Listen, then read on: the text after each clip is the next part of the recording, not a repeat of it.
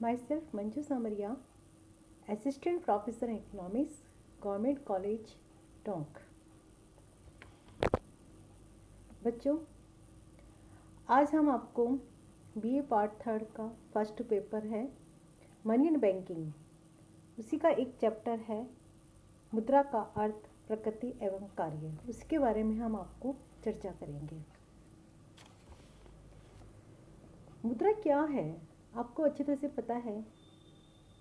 शायद एक छोटा बच्चा होगा वो भी जानता होगा कि मनी क्या है, मुद्रा क्या है, क्योंकि बिना मुद्रा के हम एक पल भी घर से बाहर कदम रखने के बारे में सोच भी नहीं सकते हैं। मुद्रा हमारे आर्थिक जीवन का एक अविभाज्य एवं आवश्यक अंग बन गई है। हम इसकी प्रकृति, इसके कार्य एवं महत्व से संभवतः परिचित हैं। मार्शल ने तो यहाँ तक कहा है कि मुद्रा वह दूरी है जिसके चारों ओर अर्थतंत्र चक्कर लगाता है। पूंजीवादी अर्थव्यवस्था में मुद्रा उत्पादन की निर्देशिका, उपभोग की नियंत्रक, विनिमय का आधार तथा बचत एवं विनियोग की प्रेरक है। इसी संदर्भ में आज हम मुद्रा का स्वभाव, कार्यता, महत्व के अध्ययन करने के लिए अर्थशास्त्र के छात्रों के लिए आवश्यक है कि इन सब का महत्व उसको पता चले कि मुद्रा क्या है, उसका स्वभाव क्या है, उसके कार्य क्या है, इसकी क्या इम्पोर्टेंस है जीवन में। मुद्रा का विकास मानव सभ्यता के विकास से ही संबंध है। जैसे जैसे मानव सभ्यता का विकास होता गया वैसे वैसे मुद्रा का भी विकास होता गया। इसी संदर्भ में प्रोफेसर किन्स ने एक बहुत अच्छी परिभाषा दी है कि सभ्यता के अन्य आवश्यक तत्वों के समान मुद्रा भी एक प्राचीन संस्था है। इसका प्रादुर्भाव उस युग में हुआ जब मानव मस्तिष्क नए विचारों की वृद्धि के लिए परिपक्व हो चुका था। सभ्यता के विकास की प्रारंभिक अवस्था में मानव आवश्यकताएं अत्यंत ही सीमित थी और आवश्यकताओं में वृद्धि से विनिमय आवश्यक समझा जाने लगा। अतः वस्तु विनिमय युग की शुरुआत हुई। वस्तु विनिमय से मानव की अधिकतम संतुष्टि, उत्पादन में कुशलता, दासता से मुक्ति तथा पारस्परिक सद्भावना से वृद्धि का लाभ मिला।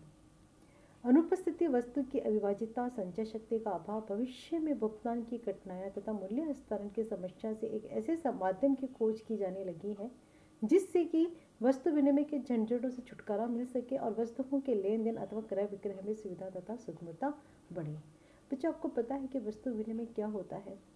वस्तु विनिमय जी की एक वस्तु का दूसरी वस्तु से लेन देन। गाँव के अंदर आप लोगों ने देखा होगा कि एक निश्चित जगह सारे लोग इकट्ठे होते हैं, सारे गांव के लोग इकट्ठे होते हैं और अपने अपने खेत में जो भी उत्पादन होता है उसका आपस में लेन देन करते हैं। जैसे कि एक क्विंटल गेहूँ के लिए वह 1 क्विंटल चावल का आपस में लेन देन करते हैं। इसे हम वस्तु विनिमय प्रणाली कहते हैं, जिसमें एक वस्तु का दूसरी वस्तु से आपस में लेन देन होता है। लेकिन जैसे जैसे समय का विकास होता गया, नई नई आवश्यकताएं बढ़ती गई और अब बच्चों आपको पता है आवश्यकता आविष्कार की जननी है। मानव की विनिमय की बढ़ती ही आवश्यकताओं ने मुद्रा के आविष्कार को ही जन्म दिया। सभ्यता के क्रमिक विकास तथा समय और परिस्थितियों के अनुकूल मुद्रा के स्वरूप में भी विकास की प्रक्रिया निरंतर चालू रही। आर्किड युग में तो पशुओं के जो खाल थी, आर्किड युग जो मानव सभ्यता का प्रारंभिक काल है उसको अपन आर्किड युग बोलते हैं। उस समय मुद्रा का हम प्रयोग पशुओं की खाल है, खुर है, चमड़ा है, दांत है तथा हथियार की मुद्रा के रूप में काम लेते थे। पशुपालन युग में भी हम पशु है, दूध है तथा ऊन मुद्रा के रूप में हम काम में लेते थे। कृषि युग के प्रारंभ में भी हमने मुद्रा का स्वरूप बदला और अन्न है, तंबाकू है, नारियल है, अंडे हैं आदि मुद्रा के कार्य में हम लेने लगे। औद्योगिक युग के सूत्रपात में मुद्रा के विकास में एक नया युग हुआ और इस युग के प्रारंभ में धात्विक मुद्रा का प्रचलन हुआ और तथा आधुनिक विशिष्टीकरण युग में सांकेतिक पत्र का भी प्रादुर्भाव हुआ। कागज के नोट है, चेक है, हुंडियाँ हैं आदि नगदहीन समाज की ओर अक्सर होने का परिचय है। इसी तरह मुद्रा का इतिहास सभ्यता के विकास के साथ साथ बढ़ता गया। अब हम मुद्रा क्या है, व्हाट इज मनी, इसके बारे में हम बताएंगे कि मुद्रा क्या है। मुद्रा अंग्रेजी भाषा के मनी शब्द का हिंदी रूपांतरण है, पर मनी शब्द की उत्पत्ति लैटिन भाषा के मोनेटो शब्द से हुई है, जो कि रोम की देवी जूनो का प्रारंभिक नाम था। देवी जुनू को स्वर्ग की रानी भी माना जाता था, अतः मुद्रा को भी स्वर्गीय सुख प्रदान करने का प्रतीक माना गया था। इसी विचारधारा के अनुसार मुद्रा शब्द की उत्पत्ति लैटिन भाषा के पेक्यूनियो शब्द से मानी गई है, जिसका संबंध यूकस अर्थात पशुधन से है। पशु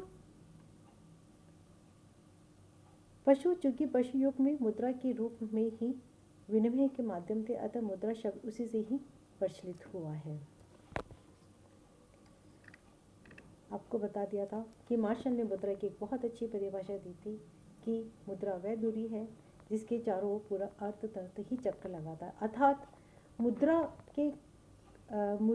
के चारों पूरी जो आर्थिक व्यवस्था है मुद्रा के कारण ही चल रही है। संपूर्ण अर्थव्यवस्था या संपूर्ण अर्थतंत्र मुद्रा के चारों ओर ही चक्कर लगाता है, ये मार्शल के शब्द हैं। इसी प्रकार प्रोफेसर किन्स ने कहा है कि सभ्यता के अन्य आवश्यक तत्वों के समाज मुद्रा को भी एक प्राचीन संस्था है। इसका प्रादुर्भाव उस युग में हुआ जब मानव मस्तिष्क नए विचारों की वृद्धि के लिए परिपक्व हो चुका था। अब हम बच्चों आपको मुद्रा की क्या है मनी, मुद्रा के बारे में बताने के बाद इस मुद्रा की परिभाषाओं पर चर्चा करेंगे। मुद्रा के अलग अलग अर्थशास्त्रियों ने अलग अलग परिभाषाएं दी हैं, जिसमें मुद्रा की परिभाषा को हम मोटे तौर पर फर्स्ट है विचारानुसार, दूसरा है प्रकृति के अनुसार। विचारानुसार मुद्रा को हम 3 भागों में डिवाइड करेंगे, संकुचित दृष्टिकोण, विस्तृत दृष्टिकोण और आधुनिक दृष्टिकोण। और प्रकृति अनुसार परिभाषाओं को भी हम 3 भागों में डिवाइड करेंगे, वैधानिक परिभाषाएं, वर्णनात्मक परिभाषाएं और सामान्य स्वीकृति पर आधारित परिभाषाएं। फर्स्ट है आपकी विचारानुसार परिभाषाएं। मुद्रा के रूप में विश्वास पर आधारित मुद्रा की परिभाषाओं में व्यापक, संकीर्ण तथा आधुनिक दृष्टिकोण का संकेत मिला है, अतः प्रोफेसर रॉबर्टसन ने संकीर्ण अर्थ में केवल धातु मुद्रा को ही मुद्रा माना है। वहाँ व्यापक दृष्टिकोण में हार्ले विदर्स ने धात्विक मुद्रा, पत्र तथा साफ मुद्रा सभी को ही माना है। उचित एवं आधुनिक दृष्टिकोण में एलियो मार्शल ने मध्यम वर्ग अपनाया है। अब फर्स्ट हम लेते हैं संकुचित दृष्टिकोण। प्रोफेसर रॉबर्टसन के अनुसार मुद्रा एक ऐसी वस्तु है जो अन्य वस्तुओं के मूल्य के भुगतान में अथवा व्यावसायिक दायित्वों को निपटाने में विस्तृत रूप से स्वीकार की जाती है। उसने केवल धात्विक मुद्रा को ही मुद्रा की श्रेणी में सम्मिलित किया है, जिससे मुद्रा के क्षेत्रों को आवश्यकता से अधिक संकुचित कर दिया है। दूसरी है आपकी विस्तृत या व्यापक दृष्टिकोण, जो कि प्रोफेसर हार्ले विदर्स ने दी थी। उनके अनुसार मुद्रा वह है जो कि मुद्रा का कार्य करे। इसी प्रकार प्रोफेसर कॉल के अनुसार मुद्रा केवल क्रय शक्ति है जो कि वस्तुएं खरीदती है। इन दोनों परिभाषाओं में यद्यपि कॉल की परिभाषा का क्षेत्र कुछ सीमित है, पर हार्ले विदर्स की परिभाषा ने मुद्रा की उन सभी वस्तुओं का समावेश कर लिया जो मुद्रा के कार्य करे, अर्थात धात्विक मुद्रा, पत्र मुद्रा, साफ मुद्रा जैसे चेक, हुंडिया और विनिमय पत्र आदि आते हैं, सभी को वे मुद्रा है जिसे मुद्रा का क्षेत्र आवश्यकता से अधिक विस्तृत हो जाता है। इसी प्रकार आधुनिक दृष्टिकोण इस वर्ग में प्रोफेसर एली है, प्रोफेसर मार्शल है तथा किन्स को सम्मिलित करते हैं, जिन्होंने संकुचित में व्यापक में मध्यम दृष्टिकोण अपनाया है। इनके साथ मुद्रा के अंतर्गत धात्विक और कागजी मुद्रा आते हैं, अर्थात साफ मुद्रा को मुद्रा नहीं माना जाता। ये निम्न परिभाषाएं हैं, जिसमें प्रोफेसर एली जिन्होंने कहा है कि मुद्रा कोई भी वस्तु है जो विनिमय के माध्यम के रूप में स्वतंत्र पूर्वक हस्तांतरण होती है तथा सामान्य ऋणों के अंतिम भुगतान में ग्रहण की जाती है, उसे ही मुद्रा कहा है। इसी प्रकार प्रोफेसर मार्शल ने मुद्रा में वे सभी वस्तुएं सम्मिलित है जो किसी विशेष समय अथवा स्थान पर बिना संकोच अथवा विशेष जांच के वस्तुओं सेवाओं को खरीदने तथा खर्चों के भुगतान के रूप में साधारणतः प्रचलित है। इसी प्रकार प्रोफेसर किन्स ने कहा कि मुद्रा वह है जिसको देकर ऋण प्रस्विंदों तथा कीमत प्रस्विंदों का भुगतान किया जाता है और जिसके रूप में सामान्यतः सामान्य क्रय शक्ति का संचय किया जाता है। इसी प्रकार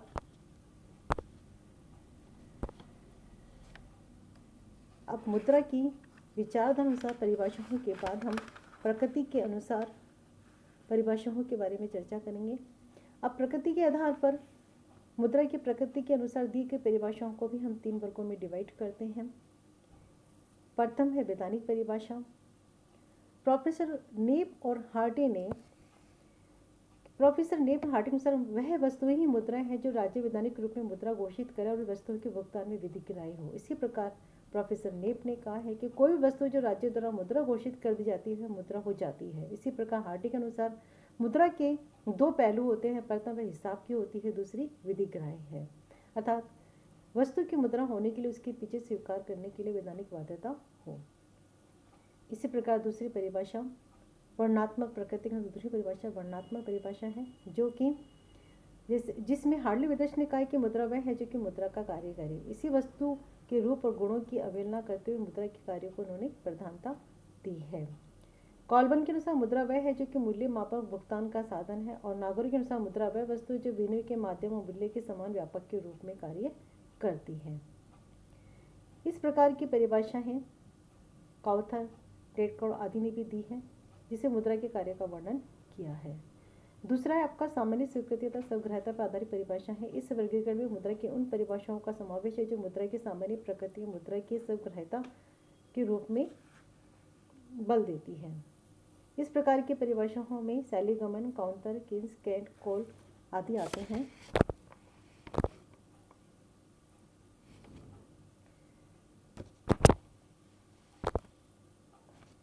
सैलीगमन ने एक बहुत अच्छी परिभाषा दी है मुद्रा के लिए कि मुद्रा वह वस्तु है जिसे सर्वग्राह्यता प्राप्त हो। इसी प्रकार काउथर ने कहा कि मुद्रा केवल क्रय शक्ति है जिससे कि वस्तु खरीदी जा सकती है। यह वह वस्तु है जो कि साधारणतः तथा व्यापक पैमाने पर भुगतान के साधन के रूप में प्रयोग की जाती है और साधारणतः ऋणों के भुगतान में भी स्वीकार की जाती है। इसी प्रकार प्रोफेसर केंट मुद्रा एक ऐसी वस्तु है जिसे साधारणतः विनिमय के माध्यम अथवा मूल्य के मान के रूप में ही स्वीकार किया जाता है। इसी प्रकार प्रोफेसर काउथर कोई वस्तु जो कि विनिमय के साधन के रूप में सामान्यतः स्वीकार की जाती है और उसी समय मूल्य मापक या मूल्य संचयन का कार्य करती हुई वही ही मुद्रा कहलाती है। इन सब परिभाषाओं के शब्दों में हेरफेर तथा थोड़ी बहुत भिन्नता होने पर भी सभी ने सामान्य स्वीकृतियों को मुद्रा का आवश्यक गुण माना है। अतः सभी में साख पत्रों को मुद्रा के अंतर्गत नहीं रखा जाता क्योंकि इनमें सामान्य स्वीकृति स्वतंत्र एवं ऐच्छिक हस्तांतरण तथा विनिमय के माध्यम मूल्य के मान के रूप में मान्यता का अभाव है। फिर भी मुद्रा की उपयुक्त परिभाषा हम लास्ट में हम दे सकते हैं कि कोई भी वस्तु जिसे विनिमय के माध्यम मूल्य के मापक भावी ऋणों के भुगतान का मापदंड मूल्य के संचय के साधन के रूप में स्वतंत्र विस्तृत तथा सामान्य स्वीकृति प्राप्त हो वही मुद्रा या द्रव्य कहलाती। इसी संदर्भ में साख पत्र तथा प्रतिभूति भी अगर किसी क्षेत्र में सर्वग्राह्यता तो उस क्षेत्र में ये भी मुद्रा ही मानी जाएगी। अन्यथा साख पत्र व प्रतिभूतियों को साधारणतः मुद्रा की श्रेणी में नहीं लिया जाता है क्योंकि इनमें सर्वग्राह्यता, स्वतंत्र एवं ऐच्छिक हस्तांतरण, मूल्य के मान और संचय के साधन का गुण नहीं होता है।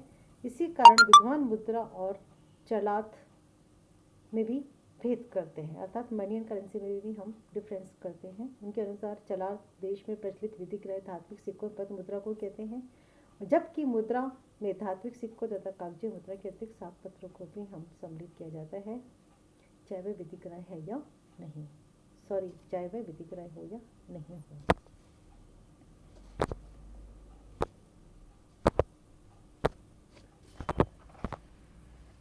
लास्ट बच्चों असाइनमेंट है आपका, what is meaning and definition of money. Okay, thank you.